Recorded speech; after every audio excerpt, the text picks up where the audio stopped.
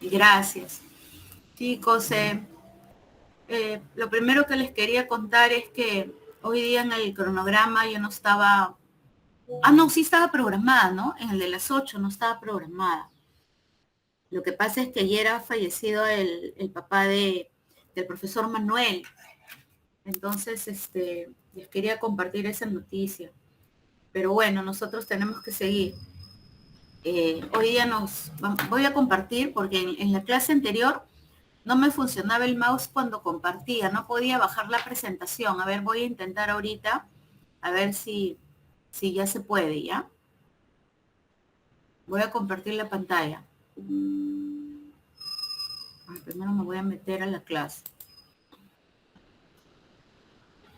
Hoy día nos toca monitoreos y protocolos.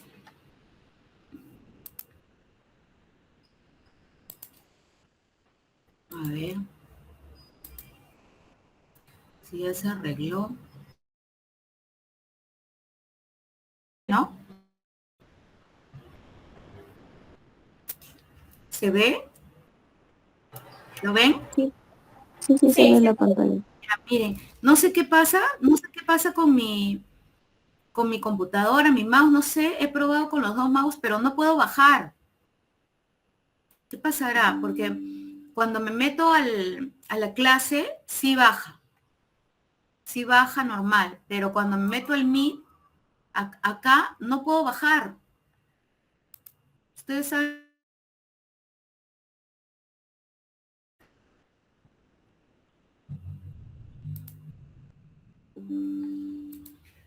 A ver, ya le di, no, ya apreté no sé qué botón y ahora ya puedo bajar. Había que apretarle algo. Ya, ahí lo ven, ¿no es cierto? ¿Lo ven? Sí, Profesora. Ya. Sí, doctora. Ay, ya, por fin, gracias. Ya bueno, entonces hoy día, todos están, porque tengo acá 30 personas y somos 28. Somos 28, ¿no? Somos 30. 30, yo tengo 28. No me han pasado la actualizada de los matriculados. Bueno, ya la pediré. Ya vamos a obviar tomar lista, a ver al final si nos queda el tiempo, pero veo que están todos, porque vemos 30, o sea, y yo, hay 29 entonces ahorita, porque conmigo son 30. Ya, bueno, entonces vamos a empezar de una vez, a ver si tengo que, voy a, como en la tarde tenía otras actividades, apenas terminamos la clase voy a ir un ratito al velatorio, así que ojalá que podamos terminar unos 15 minutitos antes de las 12 para que me dé tiempo. Bueno, entonces vamos a empezar con monitoreos y protocolos, lo que nos toca de acuerdo a nuestros sílabos. Entonces, vamos a ver, primero, ¿para qué hacemos los monitoreos ambientales? A ver quién me dice antes de empezar. ¿Cuáles son hay como dos objetivos principales o diferentes. ¿Para qué hacemos los monitoreos? ¿Quién me dice? Denis, que te estoy viendo. Cuéntame, ¿para qué yo hago un monitoreo? ¿Cuál es el objetivo de hacer un monitoreo ambiental? De calidad del agua, del aire, del ruido. ¿Estás ahí, Profesora, Denis? Sí. sí, ¿qué tal? Buen día. Los monitoreos básicamente son para poder tener claro, si son de diagnóstico línea base, tener claro cuáles son las condiciones ya sea de la calidad del agua, del aire o del ruido dentro de un área en donde probablemente se vaya a desarrollar algún proyecto. Y si fuese un monitoreo de forma, digamos, ya programada por parte de un compromiso ambiental, es justamente para identificar que se cumplan con ciertos estándares. Listo, entonces Denis lo ha dicho bien. Por un lado, puedo hacer un monitoreo ambiental para establecer una línea base, como para hacer un diagnóstico de cómo se encuentra la situación ambiental en el momento que yo estoy realizando el monitoreo. Eso por un lado. Y por otro lado, yo puedo hacer un monitoreo, lo que le llaman ahora vigilancia ambiental, ¿no? Entonces, en ese caso es cuando ya mi proyecto está en marcha, yo ya he determinado mis impactos y estrategias, ¿no? Su estrategia ambiental, y quiero ver, es un monitoreo ya, como se dice, de vigilancia. Quiero ver si las medidas que yo he determinado han sido correctas, me va a salir todo por debajo de los estándares de calidad ambiental y por debajo de los límites máximos permisibles, ¿no? Entonces ese es un monitoreo de vigilancia, ¿no? Entonces tienen dos objetivos bien claros los monitoreos, ¿no? Como lo decimos acá, para diagnosticar un área determinada, determinando la calidad ambiental. El otro es si yo quiero hacer algún IGA, ¿no? De cualquier proyecto. Voy a cerrar la ventana, por favor. Ya. Entonces, el segundo sería para establecer una línea base también, ¿no? De algún, en el caso de que yo esté haciendo algún IGA. Y el tercero, como les decía, es para como un plan de vigilancia, de control, ¿no? Entonces, en ese caso, es para yo saber si las medidas que he establecido en mi IGA han sido correctas. Repito, si el monitoreo me sale que todos los parámetros están dentro del límite máximo permisible o del estándar de calidad ambiental, entonces quiere decir que voy bien, ¿no? Y si no, pues ya me tiene que llamar la atención y chequear y rechequear esa estrategia ambiental que estoy aplicando en donde me sale el parámetro por encima o cerca, ¿no? Del límite máximo permisible o el estándar de calidad ambiental. Entonces, en esta primera PPT les voy a hablar sobre calidad del agua y efluentes, y en la siguiente, en el otro PPT del aire, ¿no? Es lo más importante, trascendente, ¿no? Porque también hay ruido, hay otros parámetros. Entonces acá manera de poner en contexto, tenemos que la hidrosfera se va a componer por aguas oceánicas y continentales, ¿no? Entonces, ahí también, por ejemplo, tenemos que chequear qué nos dice el ECA, ¿no? Acuérdense que hay categorías, ¿no? Si mi proyecto está cerca del mar, entonces voy a tener que aplicar la categoría de agua de mar.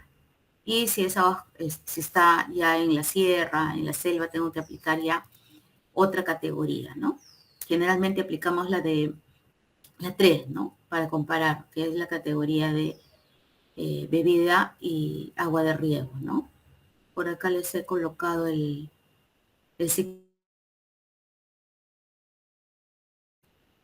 Y una cuenca hidrográfica, ¿no? Generalmente cuando nosotros hacemos el límite, determinamos el límite de nuestra área de estudio, vamos a guiarnos por las curvas de nivel o la cuenca, la subcuenca, ¿no? Entonces vamos a seguir esas curvas o los límites de las cuencas o subcuencas para determinar nuestra área de estudio, ¿no? Nuestra área de influencia ambiental, ya sea directa e indirecta.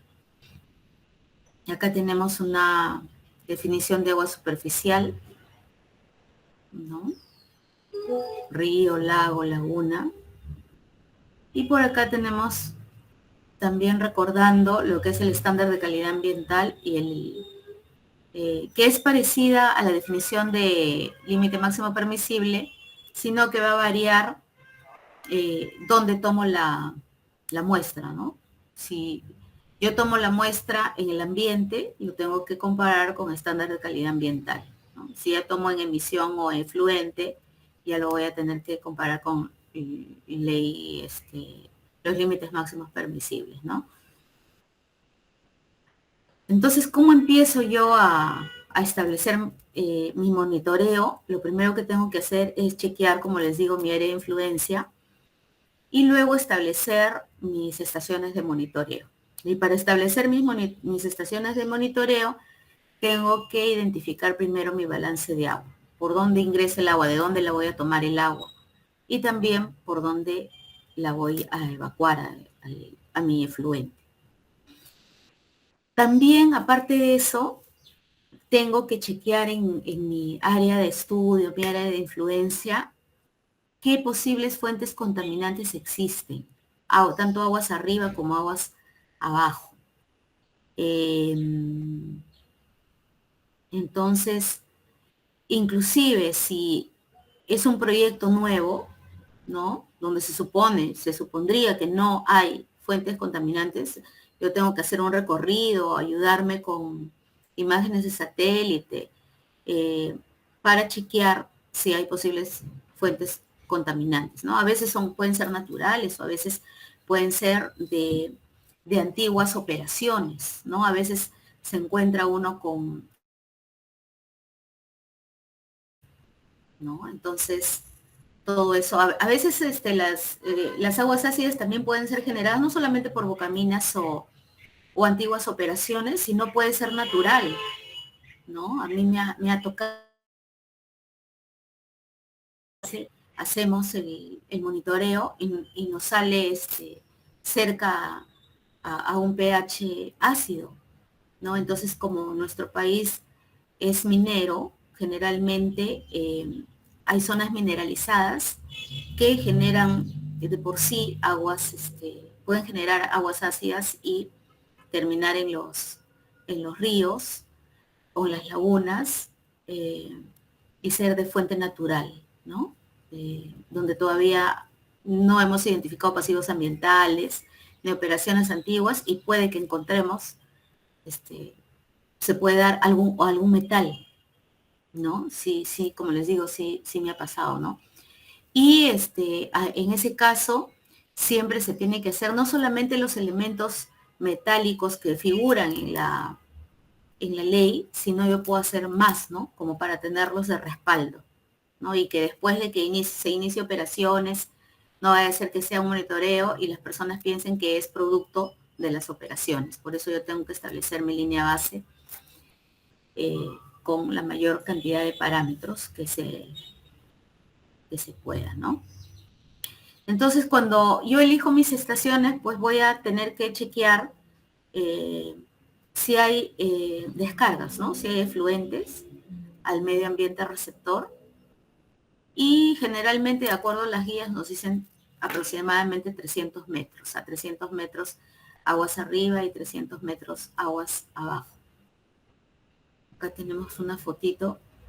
Esta era la unidad de Pierina, donde tienen ahí unas estaciones, ¿no? Como ven ahí sus letreros con los puntos, el nombre del punto de monitoreo y sus coordenadas, ¿no? Así como la altitud en la que se encuentra cada punto. Eso es importante de saber la ubicación de los monitoreos. Acá hay otra foto en Morococha, ¿no?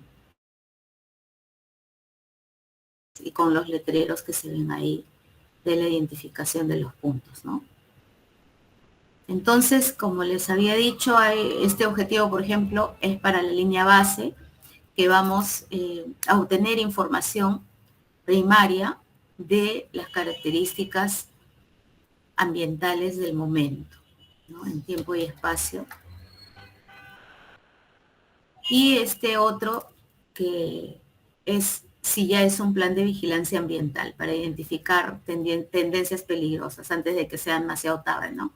O sea, si están por encima o cerca, ¿no? Entonces hay que determinar en dónde está la problemática para solucionarlo, ¿no? Entonces el plan de vigilancia ambiental me va a ayudar a eso, a chequear si estoy por debajo de los LMP y de los ECAS.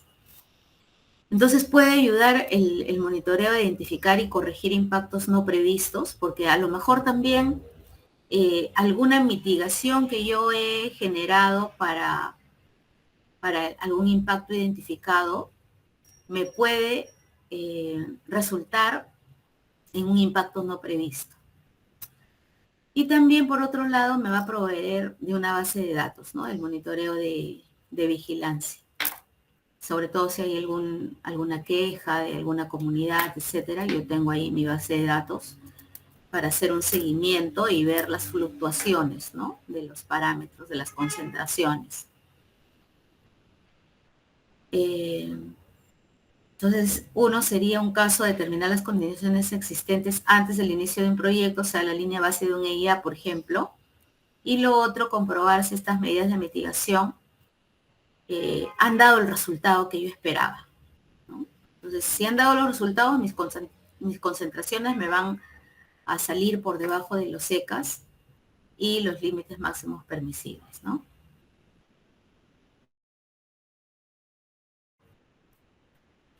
Cuando toda la regulación empezó, sobre todo en minería, en el año 93 con el primer reglamento que se da de protección ambiental, eran las primeras experiencias en Perú. Entonces, los mismos titulares tenían que hacer sus monitoreos de calidad del agua, entonces tenían que entrenar al personal. Eran tantas minas que pues el ministerio no se dio tiempo de ir a capacitar, imagínense, a cada región. Entonces lo que se publicó fue un protocolo de monitoreo de calidad del agua. Así empezó todo. Ahora ya tenemos, les he cargado ahí en el Classroom, en los 2 protocolos ya nacionales que han salido, ¿no?, de calidad del agua, pero en un inicio no teníamos, ¿no? Entonces, estos protocolos generalmente comprenden los métodos generales y específicos, la toma de muestras en sí, cuando hay que preservar, para qué parámetros hay que preservar, los análisis de las muestras, los criterios de selección de laboratorios. No se puede enviar, si vamos a entregar un IGA, vamos a hacer un EIA, no podemos entregar, o el plan para el plan de vigilancia también, no podemos irnos a cualquier laboratorio, ¿no? Ese laboratorio tiene que estar registrado ahora en INACAL, ¿no? La colección y análisis de información también es importante. Bueno, como les digo, haciendo historia, lo hicieron en el 94 en la Dirección General de Asuntos Ambientales, para que se cumpla con este primer reglamento que les digo, que es el 016 con la modificatoria del 059. En el 059 es donde indican que se elabore un EVAP, porque recuerden que ese primer reglamento lo que obligaba a los titulares es a presentar un estudio de impacto ambiental para las que iniciaban operaciones, y para las anteriores era el PAMA, ¿no es cierto? Y hablando de PAMA, el PAMA era el Programa de Adecuación y Manejo Ambiental. ¿A qué dijimos que se tenía que adecuar ese programa? Es un programa de adecuación. Carla, ¿tú te acuerdas a qué se tenían que adecuar los titulares cuando presentaban su PAMA? Programa de adecuación. ¿A qué se tenían que adecuar? Carla, ¿estás ahí?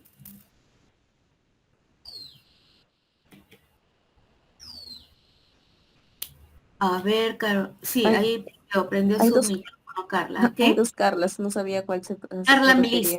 Carla Melisa. Lo que me aparece ahí en el dibujito, en tu dibujito de tu foto. Carla Melisa, ¿te acuerdas a qué se tenían Mm, que adecuar los titulares en esa época? no me acuerdo, estoy tratando de hacer memoria. Ya, Carla. A ver, alguien que levante la mano. Carolina. Carolina, ¿qué se tenían que adecuar? ¿Por qué le pusieron programa de adecuación? Ya les repito que leía, o sea, los 2 principales sigas que se pusieron en el primer reglamento de protección ambiental en minería, que es el primero que empezó, fue el EIA, que era para las mineras nuevas, ¿no?, que se iniciaban después del Decreto Supremo 016. Y como no supieron qué hacer con las antiguas, porque el EIA no correspondía, porque el EIA por definición es para una actividad que recién inicia, insertaron esta nomenclatura de PAMA, que es Programa de Educación y Manejo Ambiental. Yo quiero que me digan a qué se tenían que adecuar. Era para todas las antiguas. ¿Quién me dice? Levante la mano. O Dariela Charley, que la veo ahí en la pantalla. Dariela Charley, ¿tú te acuerdas a qué se tenían que adecuar las mineras? Doctora, buenos días. Se tendrían que adecuar a las nuevas a las nuevas especificaciones, a las nuevas condiciones ambientales en las cuales se estaban planteando. Por eso, más o menos a eso más o menos recuerdo, a un nuevo protocolo, a nuevos reglamentos, por eso que se tenían que adecuar a ello. No está completa, no está completo lo que quiero escuchar, Dariela. A ver, Pedro pasa. Pedro, creo que tu nombre me suena. Sí, Pedro. Buenos días. Es para adecuarse a las nuevas normativas ambientales, ¿no? Pero específicamente, ¿cuáles? Adecuación y manejo ambiental. ¿Adecuación a qué? ¿No? Ahí en la diapositiva está la respuesta. Un pedacito de la respuesta. ¿Nadie? Doctora, Ya, bueno, sí. tendrían que adecuarse justamente a este decreto, ¿no? Y sus modificatorias, porque ya como es, ¿no? No.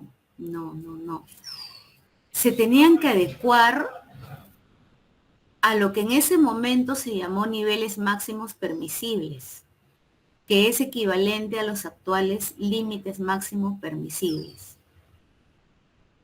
¿Ya? Pero no teníamos.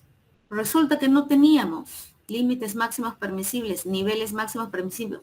Entonces, ¿de qué se trataba el PAMA? El PAMA es un equivalente, también es muy parecido al EIA, solo que en el EIA tú pronosticas los impactos, porque todavía no existe el proyecto, ¿no? Precisamente el EIA se ha inventado, se ha creado para que tú puedas pronosticar el proyecto y adelantarte al impacto, para mitigar ese impacto antes de que el proyecto entre en marcha. Para eso se ha creado el EIA, para formular una estrategia ambiental. Tú pronosticas qué impacto va a haber y lo mitigas con la estrategia ambiental. Dice, voy a generar residuos sólidos, ya, mi plan de gestión de residuos sólidos. Voy a generar un efluente, ya, ¿qué le hago al efluente? ¿Qué cosa yo pronostico que va a tener el efluente? Metales, ya, hago una planta de tratamiento. Sólidos, ya, sólidos. Entonces, eso es el EIA, pronostico. Pero todas las antiguas ya que van a pronosticar, o sea, las antiguas generaban ya impactos. Entonces, ellos lo que tenían que hacer es identificar sus impactos ya generados. Porque ya los habían generado años de años. Habían mineras que botaban sus efluentes directo al mar. Sus relaves directo al mar. Porque no teníamos legislación. Habían otras que les tiraban directo a la laguna y hasta el río, ¿no? El río Mantaro tenía un color anaranjado antes. Entonces, se crea esta nomenclatura de PAMA, Programa de Adecuación y Manejo Ambiental. ¿Adecuarse qué?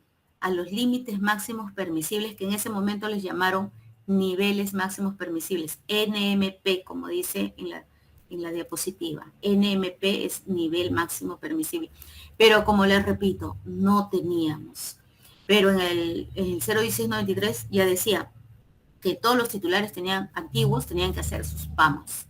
Entonces no pusieron fecha límite en el 01693, pero el mismo ministerio sabía que no teníamos niveles máximos permisibles y que no les podemos exigir que al día siguiente de publicado el decreto supremo 016 entreguen los PAMAs. No se podía porque no teníamos límites máximos permisibles. Entonces, por eso es que modifican el 059-93, porque dicen, ¿ahora qué hacemos? O sea, nos hemos olvidado, no, hay un vacío. Entonces, ¿qué dijeron el 059-93? No tenemos límites máximos permisibles. Tampoco nos vamos a copiar de Chile, de Rusia, de Estados Unidos. No podemos porque tenemos otra realidad. Tenemos que elaborar los límites máximos permisibles. Tenemos que nosotros, de acuerdo a nuestra realidad, colocar unos niveles máximos permisibles para que se adecúen las mineras a eso. Entonces, por eso modifican el 059 y crean la nomenclatura EVA, Evaluación de Ambiental Preliminar, al PAMA, ¿no? Ahora tiene otro, en industria también se usa, en minería ya no se usa EVAP, pero en industria lo usan todavía, igual que el PAMA, ¿no? En minería ya no, ¿no? Ya no puedes entregar un PAMA ni un EVAP. Bueno, la cosa es que se crea esta terminología de EVAP, Evaluación Ambiental Preliminar, para todas las industrias mineras que ya existían y que no podían hacer PAMA porque ya existían. Entonces hicieron un PAMA. Entonces, ¿de qué se trataba? De identificar qué impactos estaban ocasionando. Ya yo estoy metiendo un efluente al mar. ¿Qué tengo que hacer? ¿Cuál es una medida, un proyecto PAMA, que en ese momento se llamaban los proyectos PAMA, sus medidas de mitigación? ¿Qué hago yo si estoy metiendo mis relaves al mar? ¿Qué tengo que hacer? ¿Quién me dice? ¿Cómo mitigo yo si estoy botando mi efluente al mar? Con plantas de tratamiento previos antes de iluminarlos. Evelyn, con un depósito de relaves, Ajá. ¿no es cierto? ¿No? Otros le llaman cancha de relaves o depósito de relaves, ¿no? Entonces ese era el proyecto PAMA, mi depósito de relaves. Entonces empiezan a hacer sus proyectos PAMA, pero casi a ciegas, como les digo, porque bueno, en el caso de los relaves ya lo pongo en la relavera, ¿no? Pero en el caso de que yo esté generando aguas ácidas, ¿cuál sería mi proyecto PAMA? Una planta de tratamiento de aguas ácidas. Pero esa planta de tratamiento de aguas ácidas me va a generar un efluente. De repente ahora lo usan mucho para regar, ¿no? Pero no todo. A veces ahora lo usan mucho, lo tratan y lo recirculan la mayor parte. Y lo que queda riegan, ¿no? De plantas, cuestiones así estéticas. Pero ahí el problema que teníamos era que no teníamos los niveles máximos permisibles. Entonces, por eso se elabora un EVAP. ¿Y el EVAP en qué consistía? En que todas las mineras, ¿no? Grandes y medianas, porque el Decreto Supremo 016 era para grandes y medianas, tenían que hacer un monitoreo mensual. También los cuerpos de agua,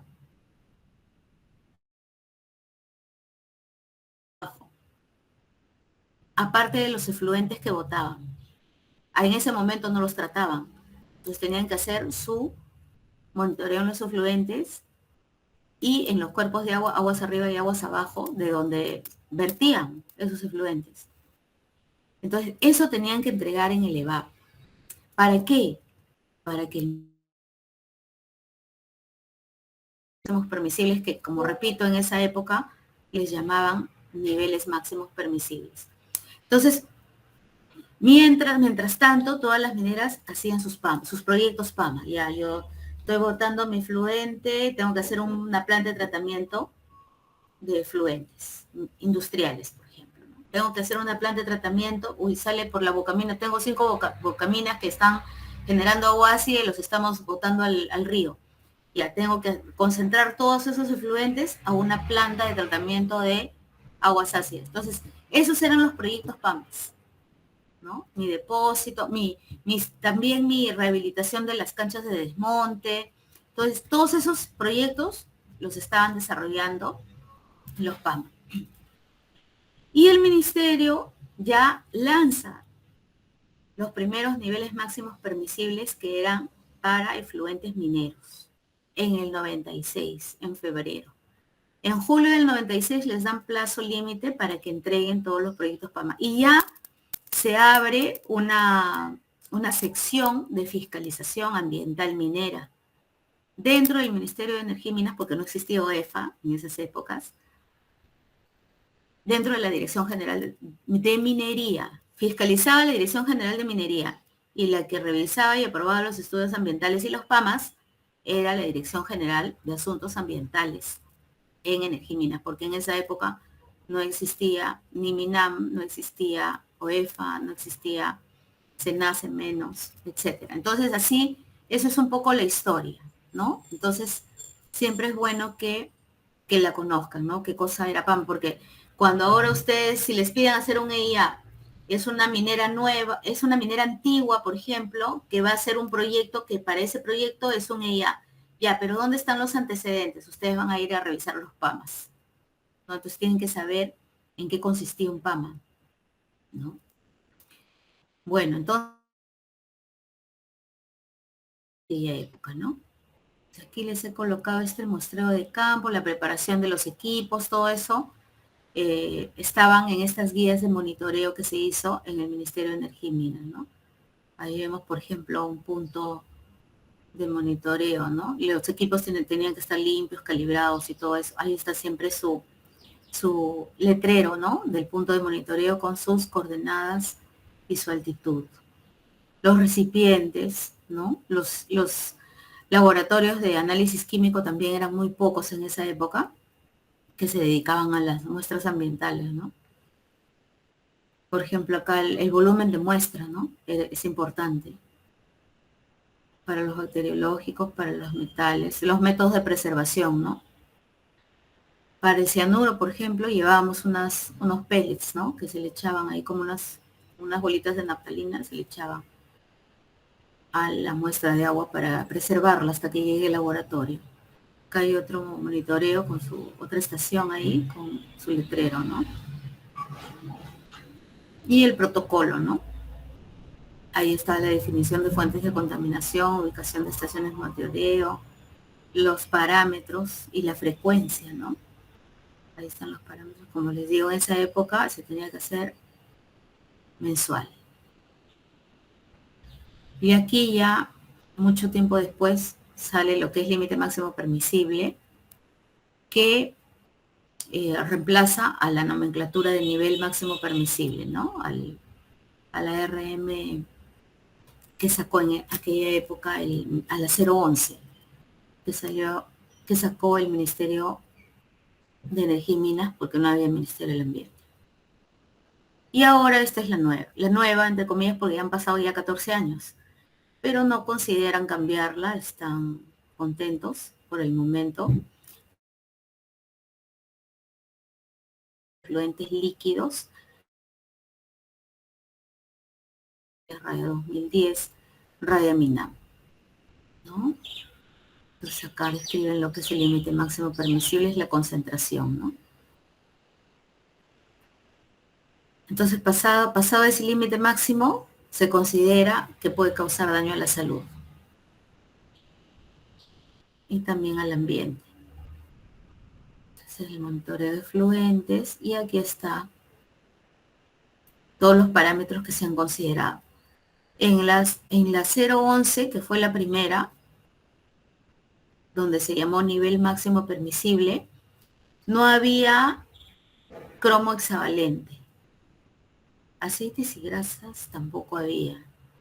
No había mercurio. Tampoco, ¿no? Esas son las nuevas.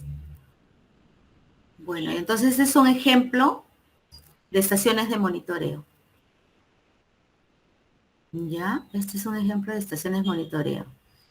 A ver, ¿quién me dice a qué corresponde el punto P1 y el punto P2? Fíjense que esta rayita de acá que estoy señalando es el río Rímac. Este es un caso verdadero, ¿eh? Era una planta que se llamaba Rosaura, la planta concentradora. Una unidad, ¿no? Era una unidad que se llamaba Rosaura y que tenía pasivos ambientales. Por acá había un par de relaveras habían así abandonadas de hace un montón de años que eran de Casa Palca. ¿Ya? Pero a ver, ¿quién me dice a qué corresponde el punto P1 y el punto P2? Acá en el río Rímac, teniendo en cuenta que la unidad es esta de acá, ¿no? Donde estoy señalando. Toda esta de acá era... Este es un EIA, ¿no? A ver, ¿quién me dice? ¿A qué corresponde el punto P1 y el punto P2? Que hemos estado, hemos mencionado también ahí en la guía de monitoreo, en el protocolo. Doctora, entendería que es aguas arriba y aguas abajo. Ok, Denis, muy bien. si el río va en este sentido, ¿no? En este caso, de norte a sur, digamos. Y habíamos dicho por ahí en el protocolo que decía 300. Entonces, P1 sería aguas arriba y P2 sería aguas abajo. Ese es por el caso de aguas. El A1 y el A3, ¿quieres seguir tú, Denis? Entendería que es barlovento y sotavento. Exacto, barlovento y sotavento, ¿no? Sí, también, sí, suponiendo que la velocidad y la dirección del viento vaya de norte a sur, A3 sería barlovento y A1 sería sotavento, ¿no? Porque acá tenemos la planta concentradora, ¿no? Que no existe, porque esto es un EIA, ¿no? Esta no existe. Entonces, un punto que no existiría tampoco, que yo no lo podría monitorear, es PC, que es el efluente de la planta concentradora. Este PC no lo puedo monitorear, que va al río, que iría al río Rímac, ¿no? Entonces, este punto no existiría. ¿Ya? Entonces, es un ejemplo simple. Aquí habíamos tomado un punto porque había una caída de agua. No sé si cuando ustedes han pasado por la carretera central, hay 2 caídas de agua en este sector.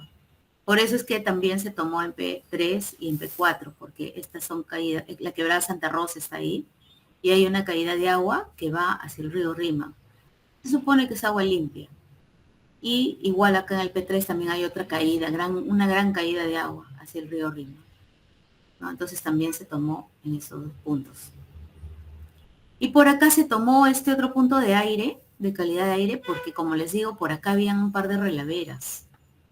Por acá eran, hace un rato les dije que era por acá, pero no, eran por acá. Entonces, por eso es que tomamos aquí también una estación, ¿no? De calidad del aire. Bueno, entonces ahí creo que termina este PPT y vamos a pasar a otro, al PPT de... No puedo pasar.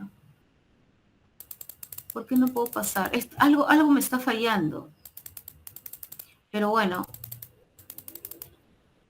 A ver. ¿Cómo hacemos? Voy a dejar de presentar y voy a volver a presentar.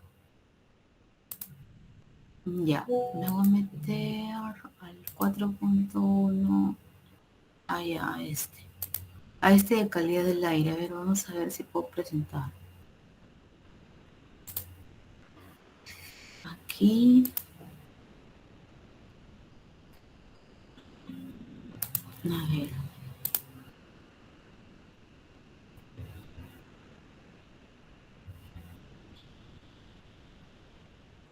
Ya, ¿lo pueden ver? ¿Sí? Sí, doctora, sí se ve.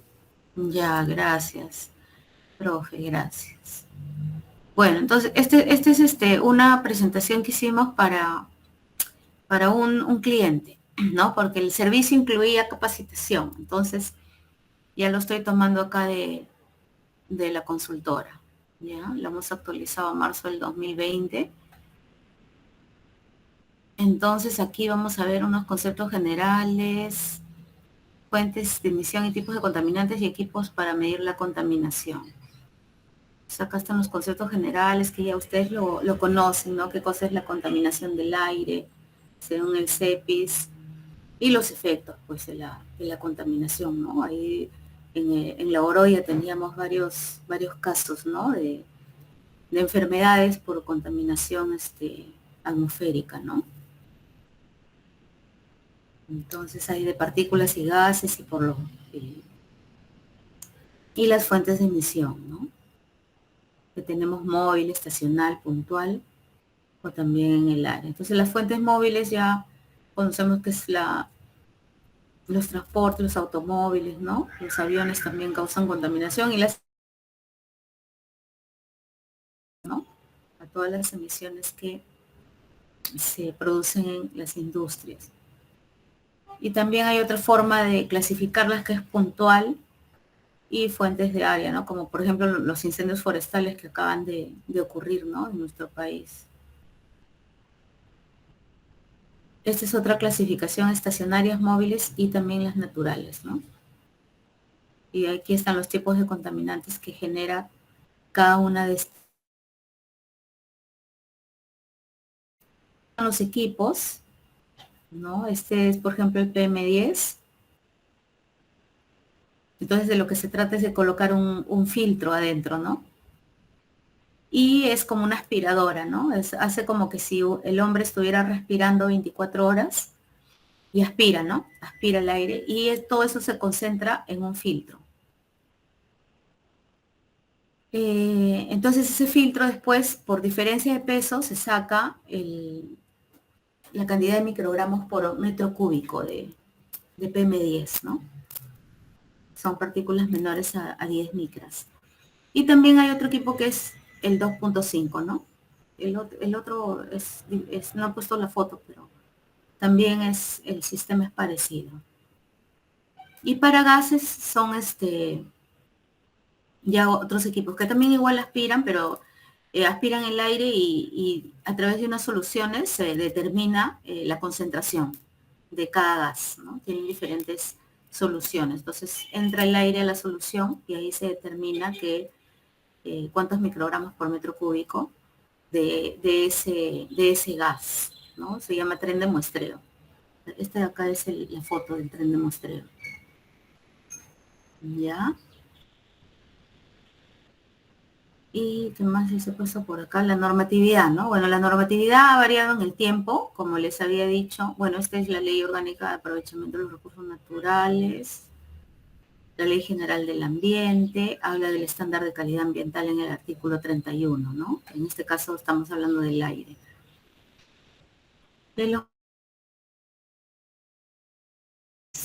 La calidad ambiental, habla de la calidad del aire en el 113, que hay que preservar, conservar y mejorar, ¿no? La calidad del aire. Y la específica, a ver, Nilda se había salido. Ya, la calidad específica que tenemos acá, también la diferencia entre calidad ambiental y límite máximo permisible, que creo que lo vimos en la primera clase. Este es como una línea de tiempo. Como habíamos dicho, el 074-2001 es nuestro primer reglamento de estándares de calidad ambiental del aire. ¿Por qué tiene raya PCM? ¿Quién me cuenta?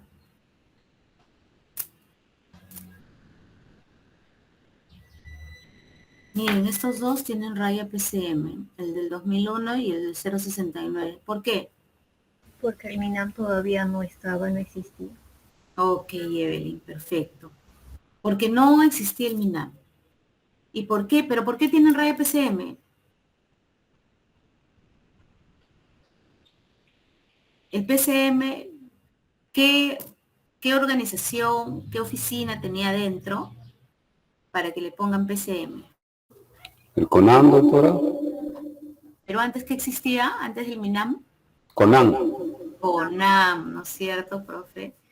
CONAM, el Consejo Nacional del Ambiente, que después es fusionado ya cuando se crea el CONAM. Entonces, por eso, el CONAM pertenecía a la PCM, porque veía temas transversales, ¿no? Porque si bien cada sector había emitido su norma ambiental, cada sector, no había alguien transversal que vea asuntos que eran de todos los sectores en común, como por ejemplo la calidad ambiental.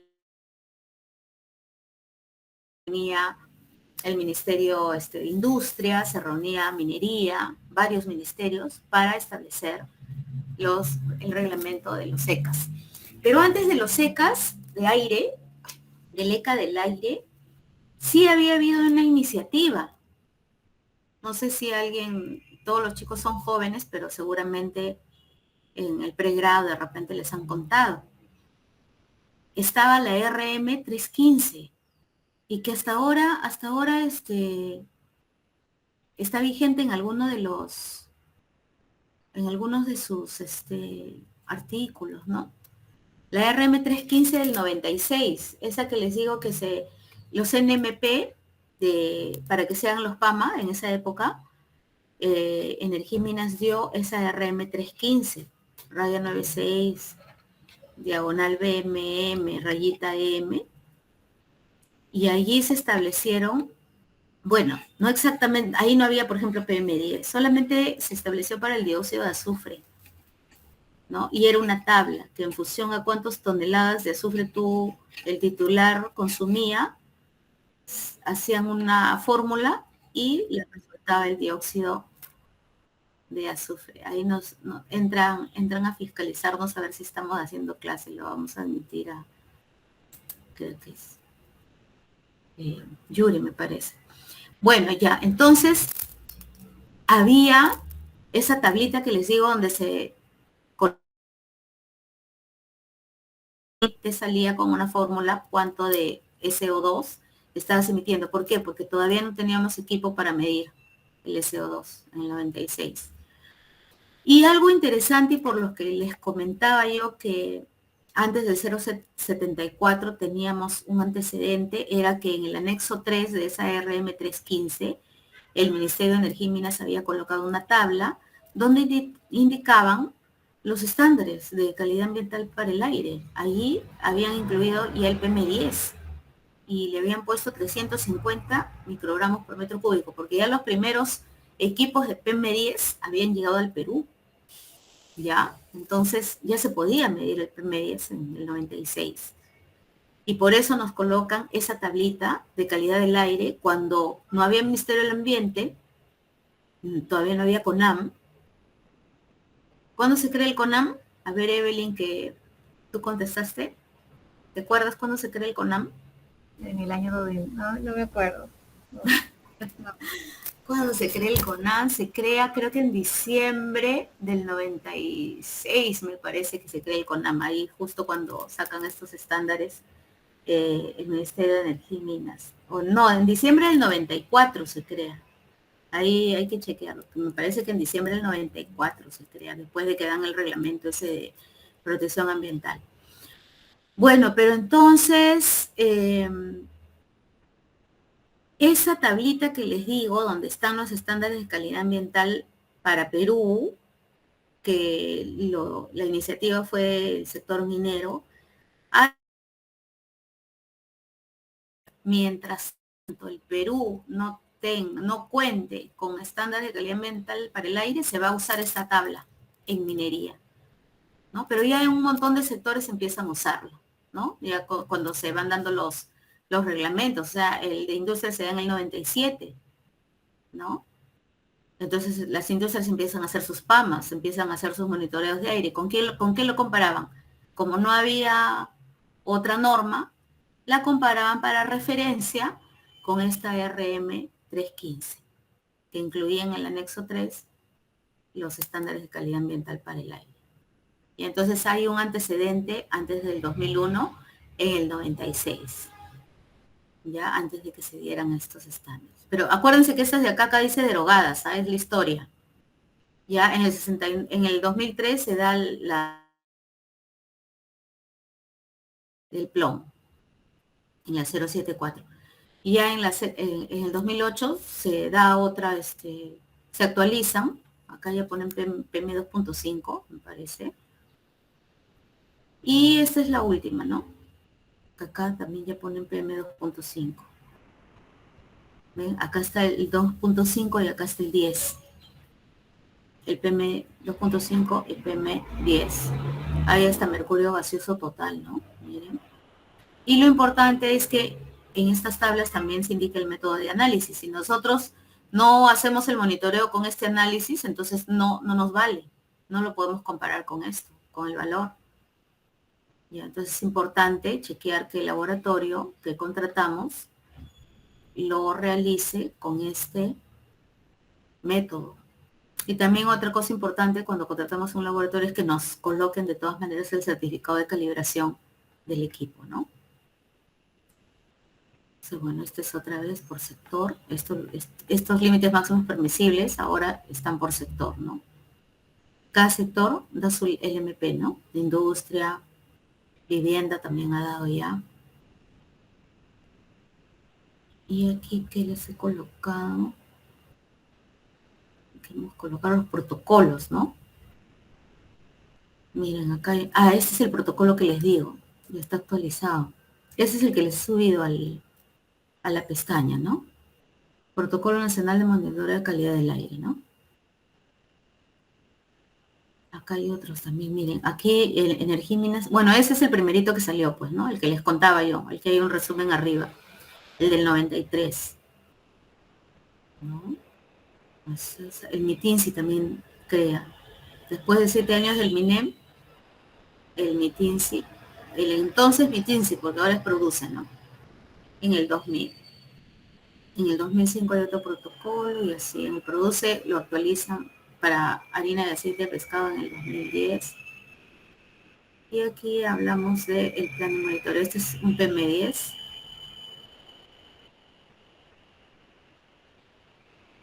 Entonces hay que planificar, ¿no? En el plan de muestreo. ¿Qué vamos a planificar? ¿En cuántas estaciones vamos a tomar?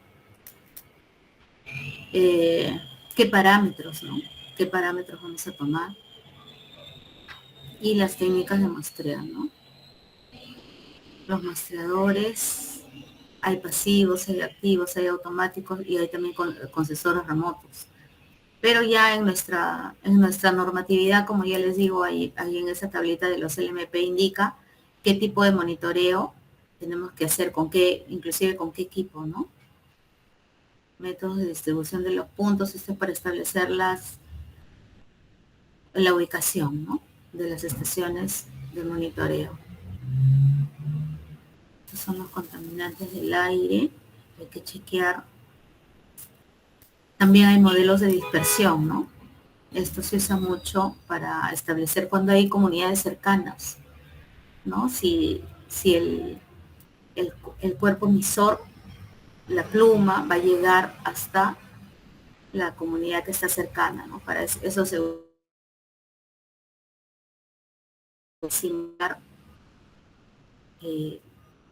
las concentraciones, se usa la velocidad y la dirección del viento, se meten esos datos y se simula la dispersión, ¿no? Si va a llegar hasta el sitio. Estas las tomas de muestras. Ven, aquí se pone el filtro. Acá están. Y por diferencia de peso se saca el PM10. Ya si le queremos hacer los metales, ya tiene que ir a una solución y con la lectura ya de, por ejemplo, el plomo en PM10 o el arsénico en PM10. ¿No? Pero por diferencia de peso nada más se saca el PM10. Bueno, el transporte de la muestra también es importante, ¿no? A veces son sitios que son bien remotos y a veces llueve, hay viento, entonces hay que proteger el filtro, ¿no?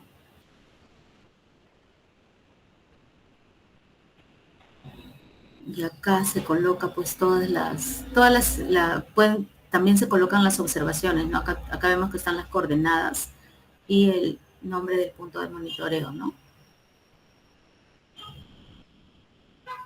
Antes de que se lleve la muestra, ¿no? O al entregar la muestra, mejor dicho, va con su guía. La cadena de custodia se llama, no me acordaba el título de el nombre de esta hojita, se llama cadena de custodia. Entonces, ¿no? Va todo eso, el nombre del proyecto, qué tipo de muestrador se ha usado, el tipo de muestra, el ensayo a realizar, la identificación de la muestra, el número y tipo de contenedor, descripción de la estación, requerido por, recibido por, con la firma, fecha, hora y comentarios, ¿no? Es muy importante eso los comentarios, porque yo les cuento que una vez hicimos un monitoreo de calidad del aire en el Callao, en el área de los depósitos de concentrados. ¿En dónde? Ahí va la pregunta, a ver, atentos. ¿En dónde se supone que es algo sencillo a lo que les voy a preguntar? ¿En dónde se supone que la concentración es mayor? Y ya, Denis, que no conteste, por favor. Ya ha contestado 2, Denis, 3, creo. ¿En dónde es mayor la concentración? ¿En Barlovento o en Sotavento? ¿Quién me dice?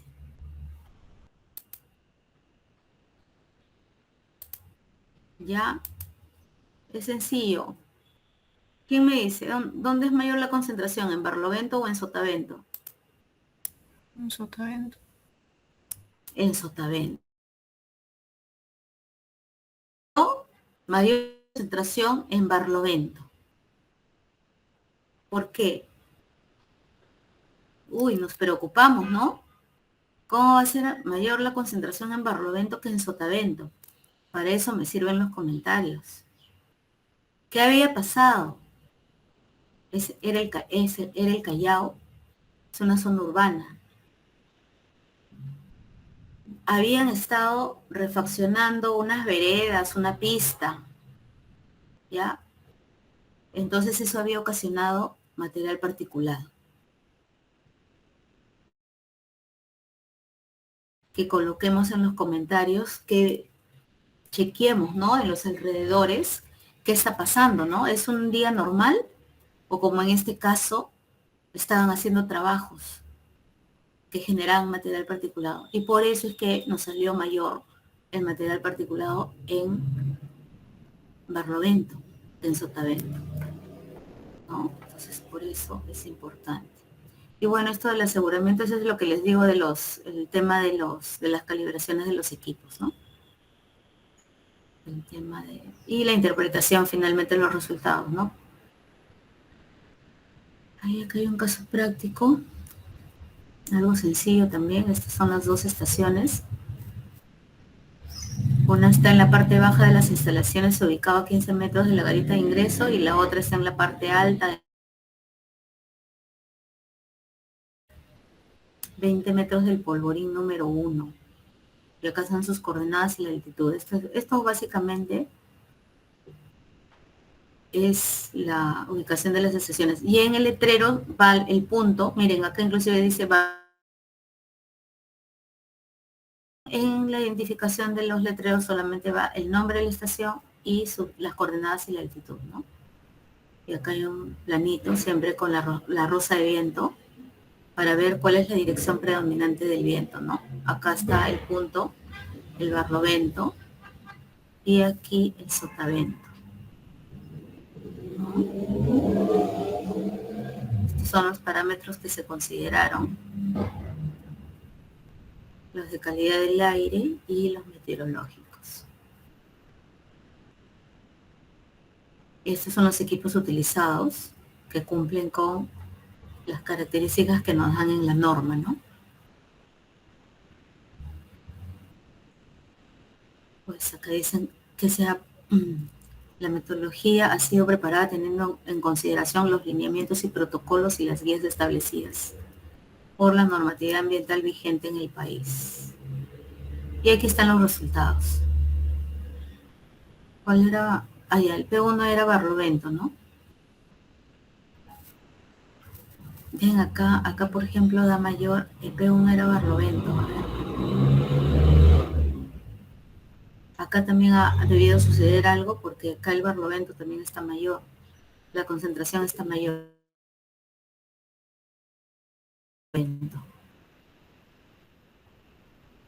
En cambio, miren, acá en CO2 está menor en Barlovento que en Sotavento. Ay, perdón. Aquí, en este caso, el ozono, por ejemplo, no estaba bien bajito, ¿no?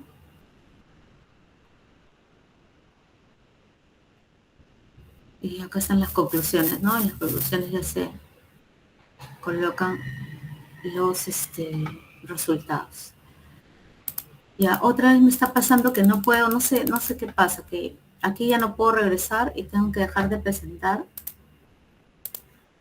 para volver a presentar y chequear. A ver, ahora sí.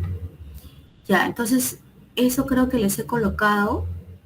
Ah, sí, bueno, acá en las lecturas está el Protocolo Nacional de Calidad del Aire y del Agua, ¿ya? Para que le den una leidita, y se supone que entonces ahora en las presentaciones nos van a ampliar, ¿no? ¿Están listos los grupos que les toca exponer hoy día, por favor? Tiene 15 minutos cada uno. ¿A qué grupo le tocaba? Si me ayuda el delegado, porfa. Grupos 3 y 4, doctora. Grupo 3 y 4. ¿Y por qué me pasaste los grupos, no? Sí, está se lo pasé por interno y también está en el Classroom. Ya, Martín, gracias. Doctora, una consulta. En el Classroom vi que debíamos subir las presentaciones, pero me parece que no está habilitado para subirlas. Ay, no me digas. ¿Y cómo se habilita? ¿Cómo se habilita? ¿Qué se tiene que habilitar? A ver.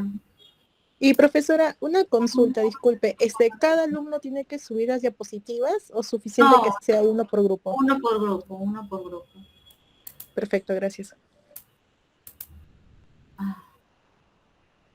Ni siquiera dice, a ver, editar. Pero no me sale. Bien raro, ¿sabes qué? No sé por qué no me sale, por ejemplo, para poner la fecha de la entrega de la tarea. Ya, creo que lo voy a anular y lo voy a volver a poner en la pestaña, porque no me sale para agregar, o sea, cuando yo creo la tarea, creo que es porque lo he creado como material y no como tarea. Sí, debe ser eso. Debe ser eso. Ya, yo lo voy a anular y lo voy a volver a subir, ¿ya? Profesora, Sí, Martín. no, Jordan. Sí. Profesora, y la semana pasada expusimos sobre, bueno, mi grupo expuso sobre valores máximos admisibles, pero tampoco se habilitó para subir la petición. Ya, voy a revisarlo. Voy a anotar acá que tengo que revisar las tareas, ¿ya? Para Profesora, sí. doctora, en todo caso, ¿por qué no genera una tarea para estas exposiciones? Porque es de antes del parcial. Porque el grupo 1 y 2 expuso un tema, el grupo 3 y 4 está poniendo ahorita el tema que le corresponde al sílabus, y el 5 y el 6 van a exponer una semana. Entonces, para que no cree tantas tareas, uno para que cada uno suba el correspondiente a su semana, de acuerdo al sílabus, quizás.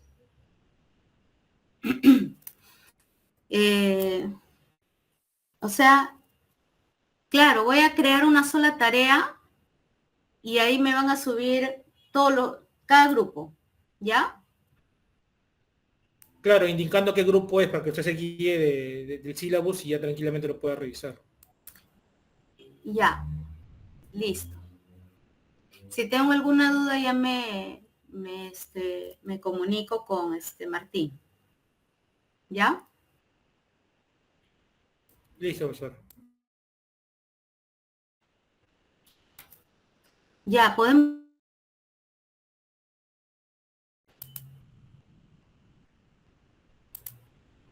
¿Empezamos? Ok, doctora. Yalkin, por favor, ¿puedes proyectarlo completo?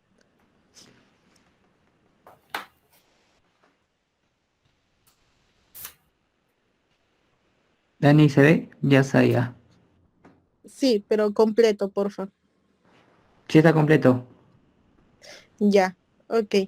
Iniciamos. Primero, buenos días, doctoras, compañeros. Hoy vamos a explicar acerca del Protocolo Nacional para el Monitoreo de la Calidad de los Recursos Hídricos Superficiales, de acuerdo a la resolución jefatural número 010 de 2016 del ANA.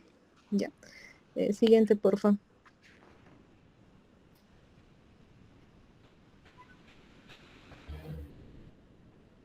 Siguiente lámina. Sí, no se proyecta porque sí está en la siguiente ya. Tienes que compartir pantalla, porque si no, no se va a cambiar la diapositiva. Porque sí le estoy compartiendo de esta parte, no voy a dejar de compartir.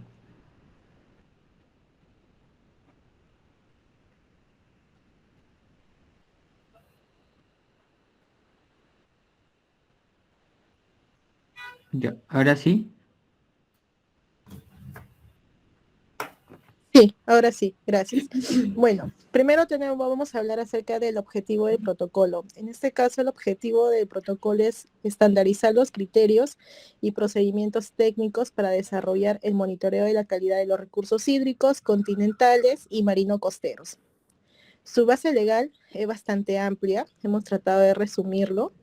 Lo principal es que está de acuerdo a la ley, la 29338, que es la ley de recursos hídricos, y la ley 28611, que es la ley general del ambiente, ¿ya? Y las entidades que están adscritas o que tienen competencia en ello sería el Ministerio de Energía y Minas, Ministerio de Agricultura, Ministerio del Ambiente, Ministerio de Producción y el Ministerio de Vivienda, Construcción y Saneamiento.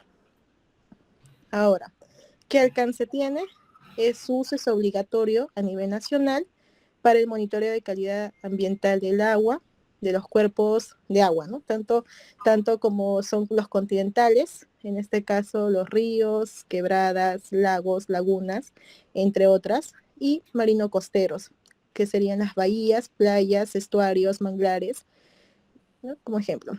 Ahora, ¿cuál es su aplicación? Tiene 12 aplicaciones básicas, que es en cuanto al capítulo 5, que voy a estar explicándolo, que es el tema de monitoreo de la calidad del cuerpo receptor de vertimientos autorizados. Y el capítulo 6, en cuanto a lo que es el monitoreo de la calidad de recursos hídricos superficiales. Siguiente.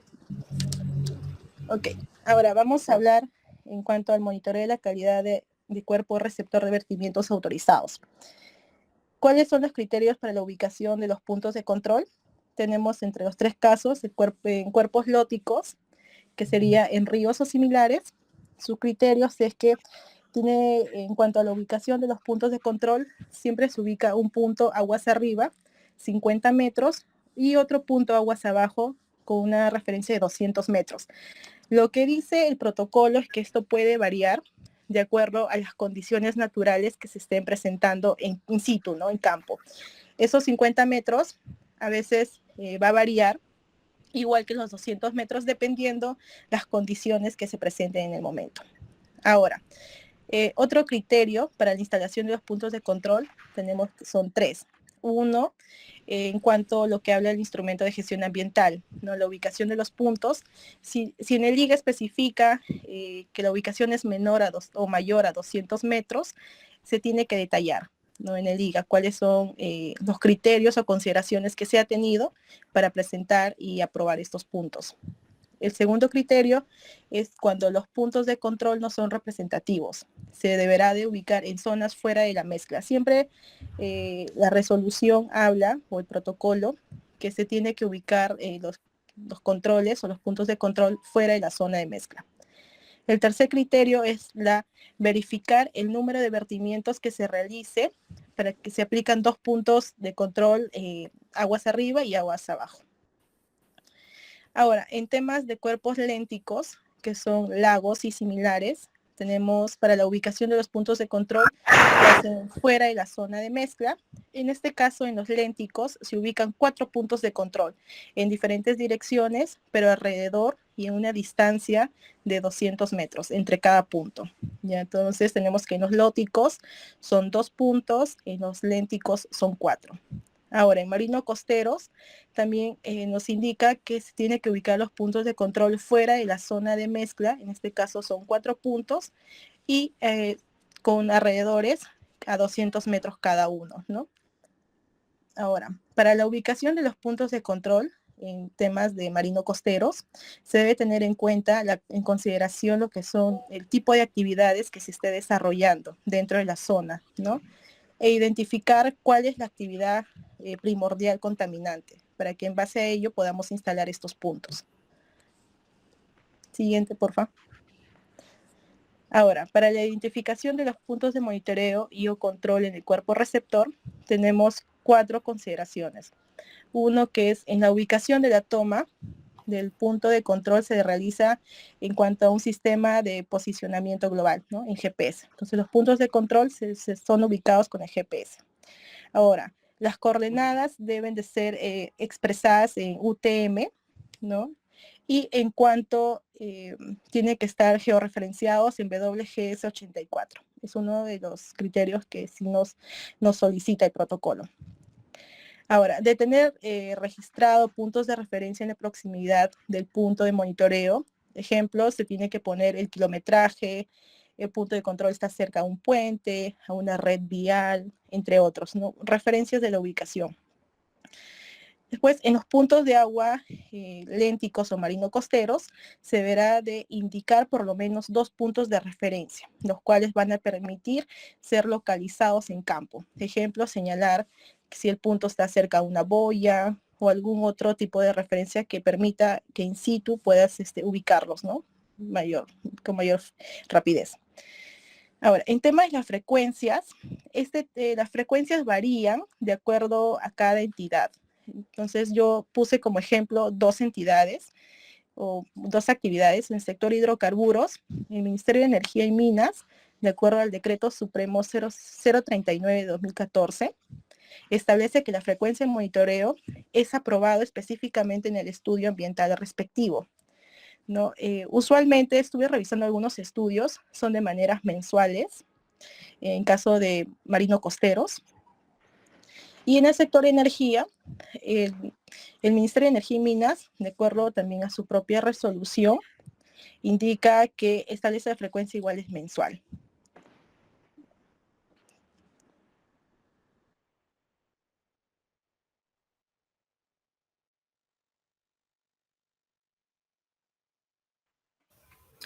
Bien, siguiendo con la exposición, tenemos nosotros acá también 2 tablas donde nos muestra los parámetros de control en función de la actividad generadora de agua, las cuales se divide por las actividades que generan, como son las domésticas, municipales, las mineras.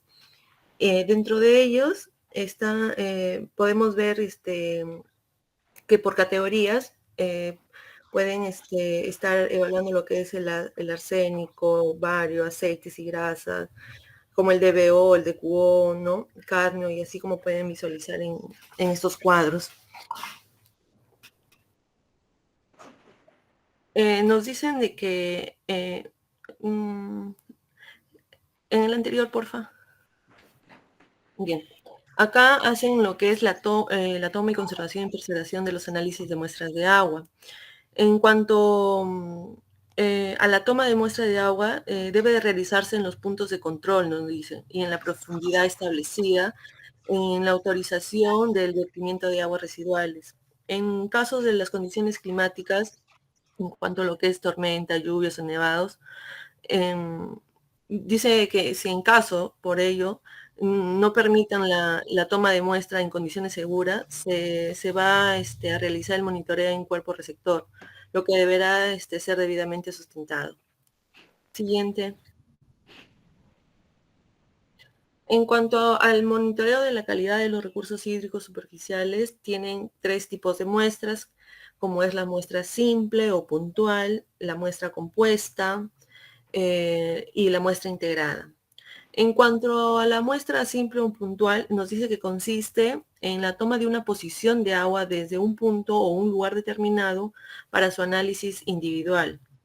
Esto representa las condiciones y características de la composición original del cuerpo del agua para el lugar, su tiempo, circunstancias particulares en el instante en el que se realizó la recolección.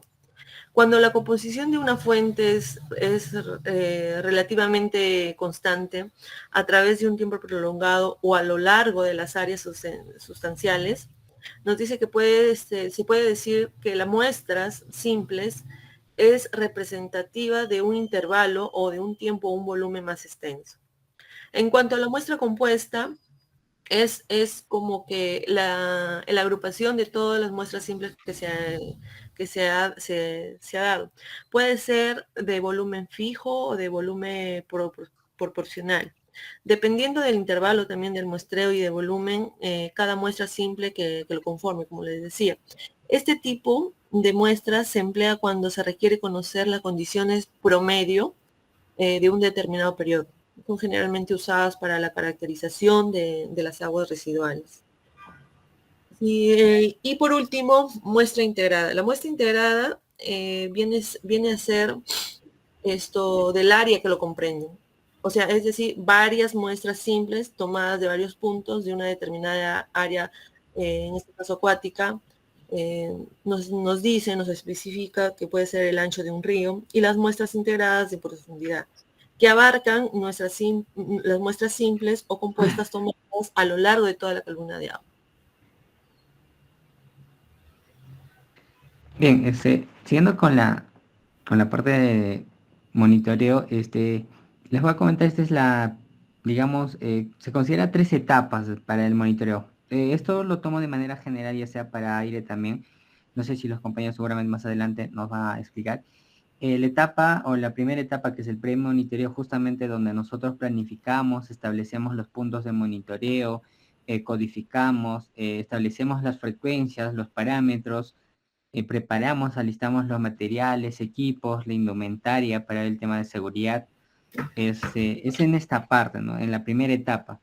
Luego, la etapa que es propiamente monitoreo, justamente ya cuando nosotros salimos a campo y hacemos un reconocimiento del entorno, de las condiciones que rodean a los puntos, previamente rotulamos, etiquetamos, medimos justamente las condiciones de las aguas continentales marino-costeras.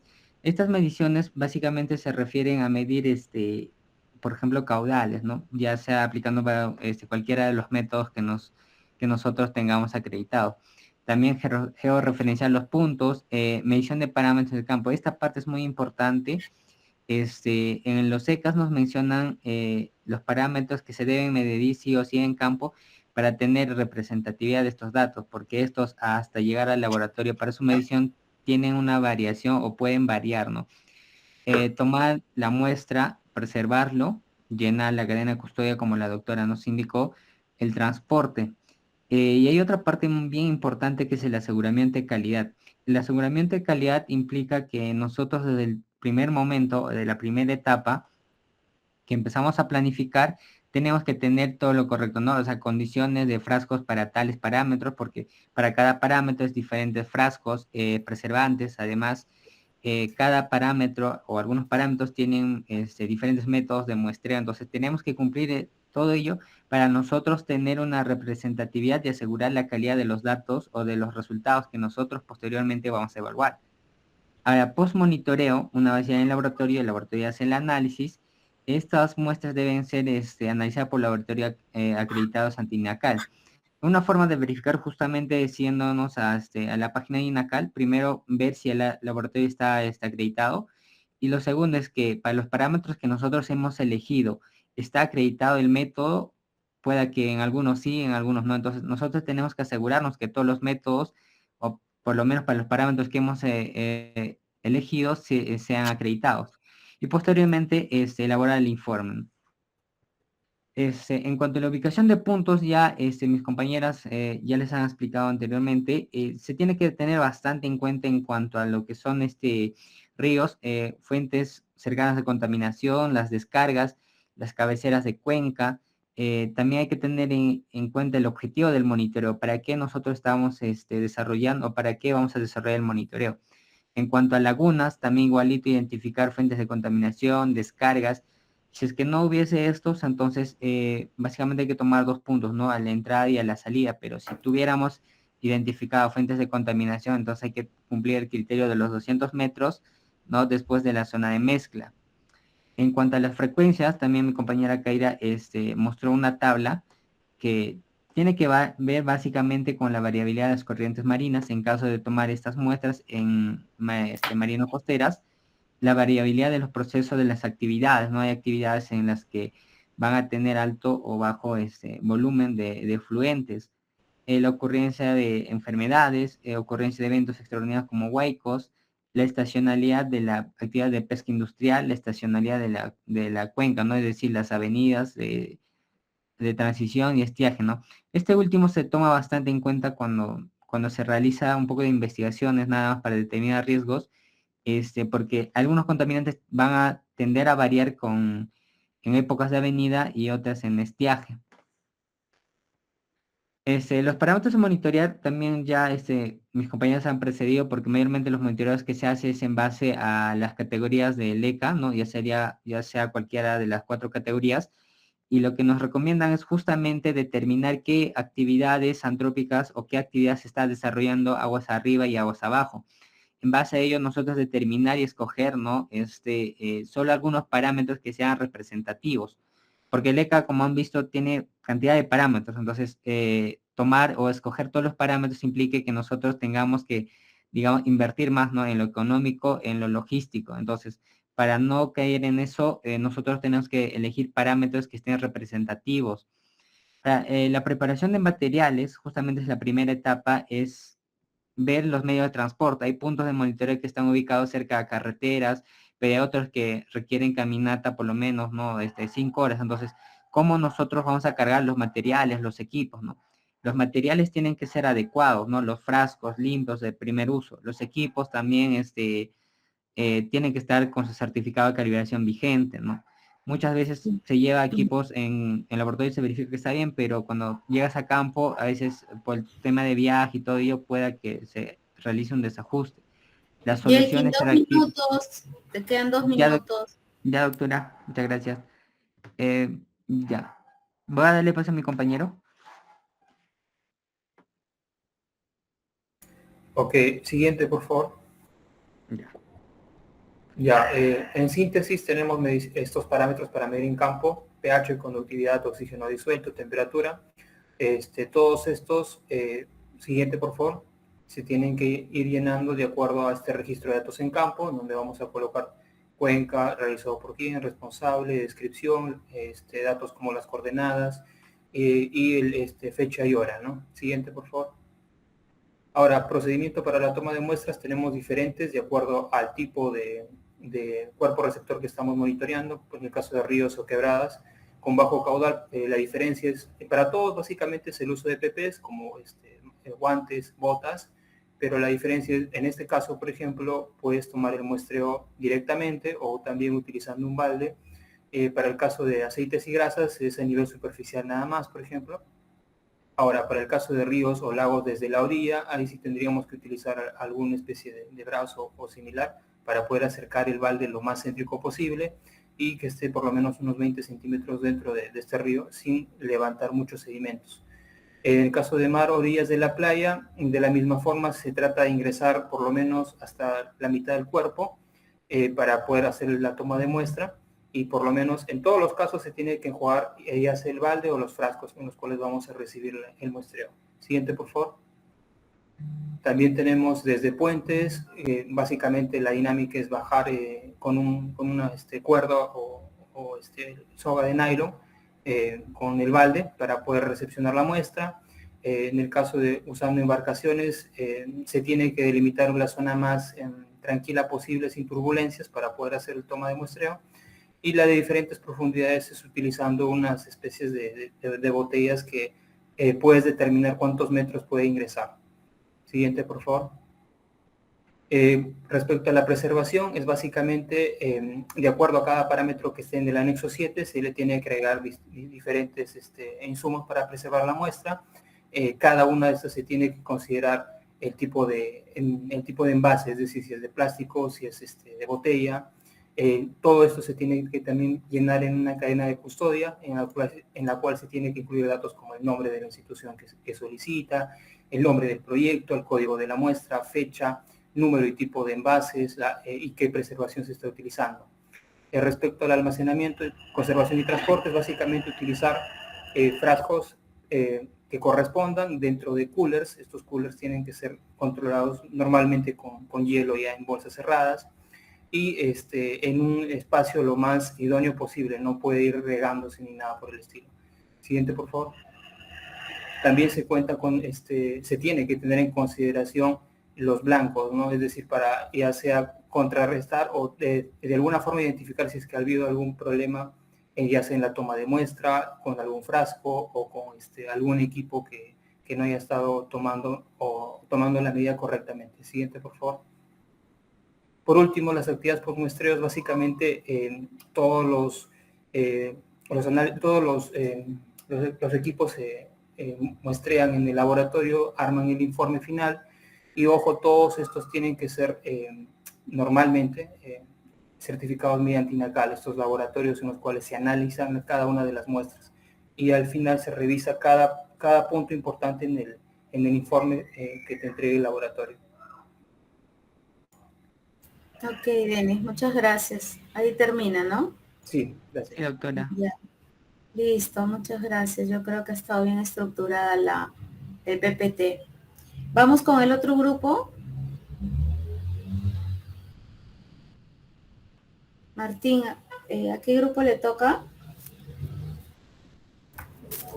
Grupo 4, listo. El grupo 4. Ya, empezamos. Buenos días, somos el grupo 4. A nosotros nos tocó exponer sobre el Protocolo Nacional de Monitoreo de la Calidad del Aire. Siguiente, por favor.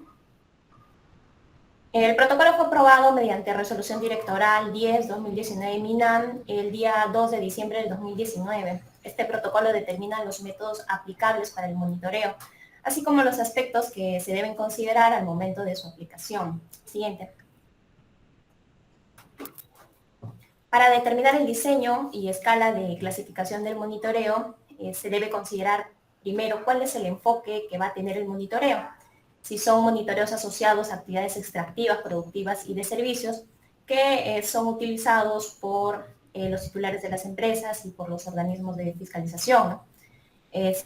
Si tenemos el enfoque de los monitoreos asociados a la prevención, a la evaluación de riesgos asociados a la salud, que son los monitoreos utilizados para realizar estudios epidemiológicos o investigaciones académicas, o si es el enfoque asociados a planes de acción para mejora de la calidad del aire, los cuales permiten identificar fuentes de contaminación que aportan significativamente a posibles efectos en la salud pública.